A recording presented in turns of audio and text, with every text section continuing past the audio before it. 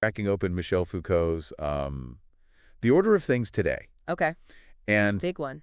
yeah, this is not your typical history book. No, not at all. It's an exploration of how people in different eras thought differently. Right. Like their thinking was different. Yeah, it's like, how did they view the world? Yeah, and how do those shifts impact us even today? Exactly. And Foucault argues that these shifts in thinking, these epistemes, as he calls them, Okay. shaped how entire societies viewed reality from the Renaissance all the way to the modern era. Okay, so episteme, is that like the underlying, I don't know, operating system for knowledge in a specific time period? Yeah, that's Like the rules of the game yeah, a great way to put it. that determine what counts as truth. Exactly. It's like a mental framework, a set of assumptions Yeah. that shape how people perceive and interpret the world around them. And Foucault's arguing that these frameworks have undergone radical transformations throughout history. All right, I'm ready to have my mind blown. Oh, okay, great. Where do we even begin to unpack all of this? Well, Foucault starts with the Renaissance. Okay.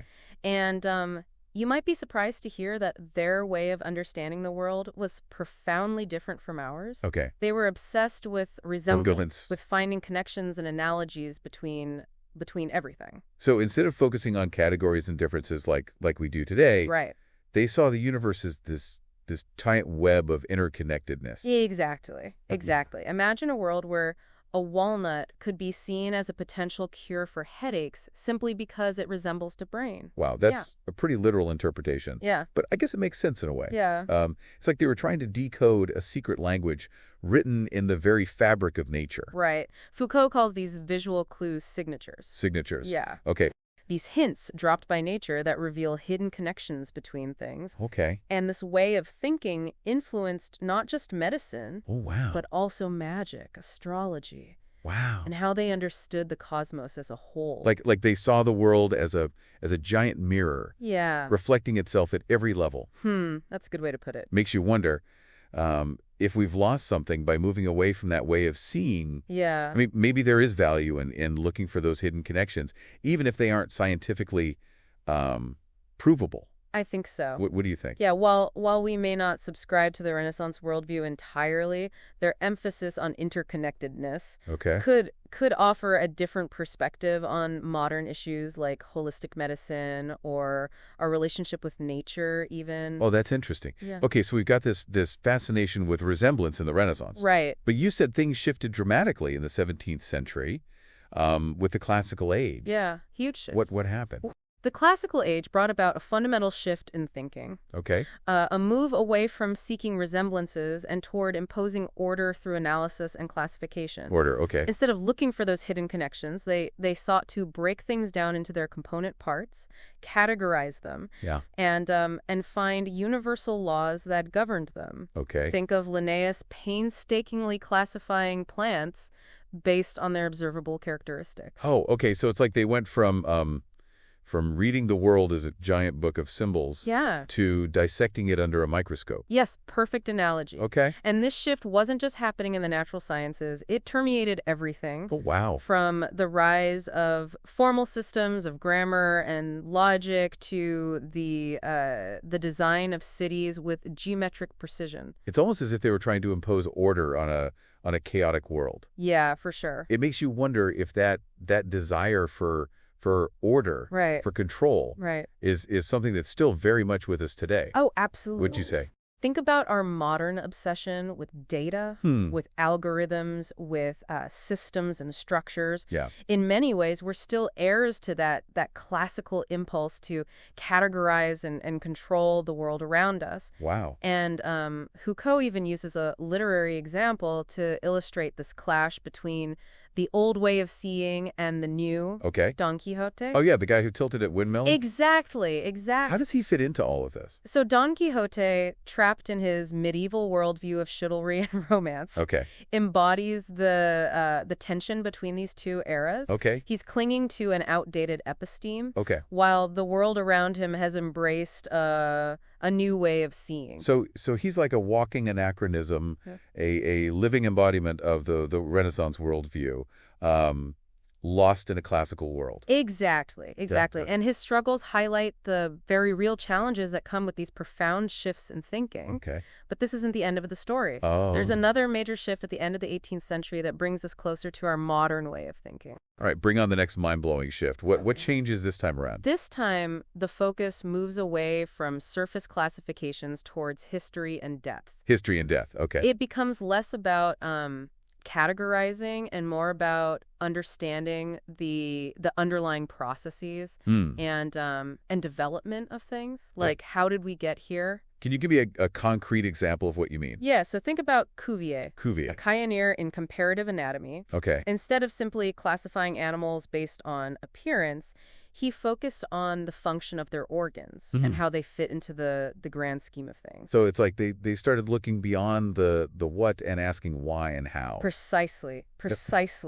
The shift opened the door for fields like modern economics. Okay. With its emphasis on labor and production, evolutionary biology, Wow. and even the exploration of the unconscious mind. So it sounds like with each of these shifts, our understanding of the world becomes more complex, more nuanced. For sure. It's like we keep peeling back layers of the onion, revealing more and more intricate patterns. That's a great way to visualize it. Yeah. And this journey of discovery is far from over. Right. Foucault argues that we are still grappling with the implications of these historical shifts in thought, and that understanding them is key to understanding ourselves and the world we live in today. Okay, I'm definitely hooked.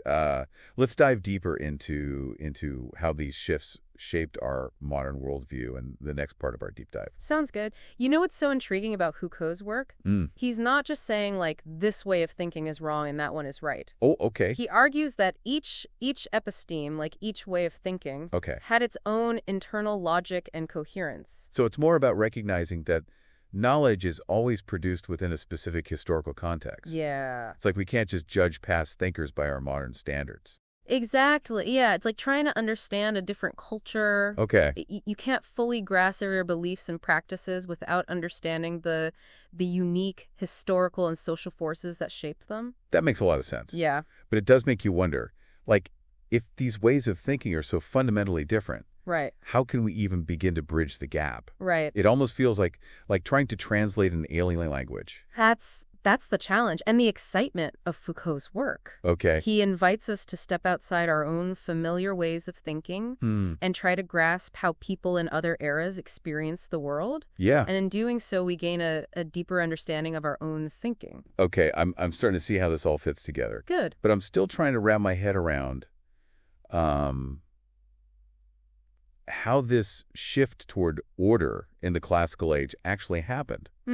It seems like such a huge leap from the Renaissance fascination with resemblance. Yeah. Like how did that happen? Well, Foucault suggests that this shift wasn't just some random intellectual trend. It was deeply intertwined with broader changes happening in society, culture, and politics. Okay. Think about the rise of centralized states, the growth of scientific institutions, the increasing emphasis on rationality and control. So the way people thought about knowledge was mirroring these larger social and political transformations. Precisely. Okay. And this new focus on order manifested itself in all sorts of ways. Okay.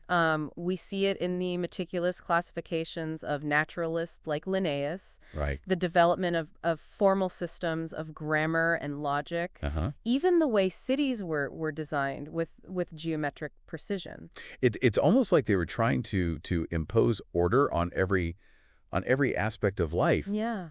But didn't this approach eventually run into its limits? Of course. I mean, the world is messy and chaotic. Yeah. Trying to fit everything into neat categories must have come up short at some point. You're right.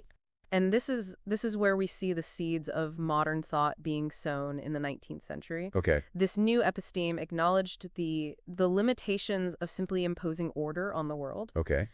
Instead, it sought to understand the underlying processes, the historical development, the dynamic forces shaping things. So instead of just labeling and classifying, Right. they started looking for deeper explanations. Exactly. Think about the impact of Darwin's theory of evolution. Oh, yeah. Suddenly, the natural world wasn't just a static collection of species. Right. It was a dynamic system driven by by change and adaptation over time. And this new way of thinking wasn't limited to biology, right? Not at all. Not at all. Okay. We see it in the rise of historical consciousness, the focus on social and economic forces, Okay. the exploration of the unconscious mind. It's like a fundamental shift in how we understand the world and ourselves. Yeah, absolutely. It seems like with each of these shifts, Yeah, knowledge becomes more complex, sure. more nuanced. Right.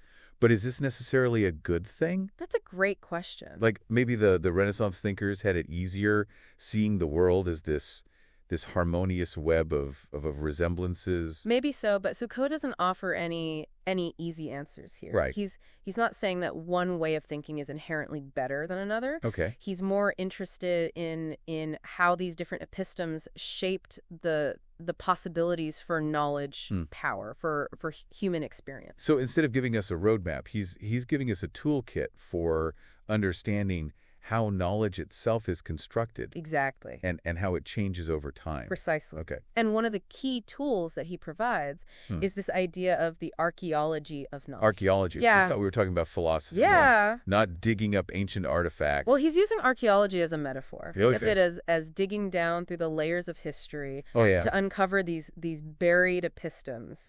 These hidden structures that shape how we think. So he's like a detective, Yeah. searching for clues to understand how knowledge has evolved over time. That's a great way to put it. Okay. Foucault is a master of tracing those subtle connections, those unexpected influences, Yeah. those hidden patterns that have shaped the history of thought. Okay. And his work challenges us to think critically about our own assumptions, our own taken for granted ways of seeing the world. Okay, so we've got these three major epistemes: Renaissance, classical, and modern. Right. But how does all of this connect back to us, to how we understand the world today? Well, Foucault argues that we're still very much living within the framework of modern thought. Okay. But this episteme is constantly evolving. Okay. And by understanding its history, its underlying structures, we can better grasp its limitations and possibilities. So we're not just passively inheriting this way of thinking. Right. We're actively shaping it. Exactly. We're part of this ongoing evolution. Exactly. And that's where things get really interesting. Okay, got it. Foucault suggests that modern thought is marked by a fundamental tension. Tension. On the one hand, we have this drive to uncover those underlying structures, the hidden systems, the grand narratives that explain the world. So in a way, we're still searching for that universal order that the classical thinkers were so obsessed with. You could say that, but at the same time, modern thought recognizes the limitations of this quest for absolute certainty. Right. We're constantly questioning our own assumptions, deconstructing our own systems of knowledge. It's like we're caught in this loop. Yeah. Trying to find order while simultaneously acknowledging that we may never fully achieve it. That's a great way to put it. Right. And Foucault argues that this tension is actually productive. Okay. It drives us to constantly re-examine our thinking, to push the boundaries of knowledge, to embrace the complexities and uncertainties of the world. So it's not about finding the right answers. Right. It's about constantly asking the right questions. Exactly. Right. And that's the enduring legacy of Foucault's work. He's not giving us a set of doctrines to follow. He's giving us a set of tools for critical thinking, Okay. for questioning our own assumptions, for understanding how knowledge itself is constructed, Right. and how it shapes our world. Okay, I'm starting to see how the order of things isn't just some abstract philosophical treatise. Yeah. It's actually a guidebook for navigating the complexities of knowledge in the modern world. Precisely, and that's why it remains so relevant today in a world saturated with information, with competing claims to truth, Right. with ever-evolving technologies. Right. The ability to think critically, Yeah. to question the taken for granted, Yeah. is more essential than ever. All right, we've covered a lot of ground here. For sure. But we can't help but feel like we're just scratching the surface. Yeah. What are some of the key takeaways that our listeners should keep in mind as we move into the final part of our deep dive? Right. So if Foucault is right, and this tension between order and uncertainty lies at the heart of modern thought, yeah. what does that mean for us? Right. How does it play out in our everyday lives? That's the question Foucault wants you to grapple with. He argues this tension shapes everything, from scientific theories to political systems to our own personal identities even. Think about it. Yeah. We're constantly searching for explanations, Right. for meaning, for a sense of stability in a world that often feels chaotic and unpredictable. It's like we're trying to assemble a puzzle, but some of the pieces are constantly changing shape. That's a great analogy. Yeah. And Foucault suggests that this awareness of impermanence, of the limits of our knowledge, is a defining feature of the modern condition. So where do we go from here? Right. Are we just doomed to be forever caught in this cycle of seeking and questioning? Not necessarily. Foucault doesn't see this tension as a bad thing. Okay. He views it as a source of creativity, of critical reflection, of constant reevaluation. So it's what drives us to push the boundaries of knowledge. Exactly. To challenge established norms. Yeah. And imagine new possibilities. Precisely. So instead of seeking definitive answers, right, it's more about embracing the process of inquiry itself. Yeah. Of always being willing to re-examine our understanding. Precisely. And this is where Foucault's work becomes a call to action. Okay. He's not just asking us to passively understand the history of thought. Right. He's challenging us to become active participants in shaping the future of thought. So how do we do that? Yeah, how do we do that? How do we become these archaeologists of the present, as he calls them? Yeah, by cultivating a critical awareness, right, of the forces that shape our thinking, okay, the assumptions we take for granted, the power structures that influence knowledge. Okay. It's about questioning what we think we know, seeking out alternative perspectives. Okay. And being willing to challenge our own beliefs. That sounds like a lifelong endeavor. It is, yeah, but it's also incredibly rewarding because in that process of questioning and exploring, we not only gain a deeper understanding of the world, but also become more free, more autonomous. Okay. More capable of shaping our own destinies. Okay, Foucault's given us a lot to chew on here. He has. One thing I'm still wrestling with is his claim that the human sciences, fields like psychology and sociology, are fundamentally different from the natural sciences. Yeah. What makes them so unique? That's one of Foucault's most provocative insights. Okay. He argues that the human sciences face a unique challenge. Okay. Because they're trying to study the very subject that makes knowledge possible, the human being. So it's like trying to use a microscope to examine the very eye that's looking through it. Exactly. And this creates a kind of recursive loop where the observer is also the observed. Right. The human sciences are constantly grappling with this tension, trying to find a way to study the human subject without falling into the trap of subjectivity. But isn't all knowledge subjective to some extent? Even in the hard sciences, our observations are shaped by our theories, our instruments, our cultural background. That's a great point, and Foucault acknowledges this. Okay. But he argues that the human sciences face an even more fundamental challenge. Okay. Because they're dealing with a subject that is itself constantly changing, evolving, interpreting the world. So it's not just about understanding the human mind as it is now. Right. It's about understanding how it came to be this way. Yeah. How it's constantly shaping and being shaped by its environment. Precisely. And this is why Foucault sees the human sciences as both crucial and potentially dangerous. Okay. They have the potential to unlock a deeper understanding of ourselves. Yeah. But also run the risk of becoming tools of control, of normalization, of reducing human beings to predictable patterns. It's a double-edged sword. It is. So how do we navigate this tension? Yeah.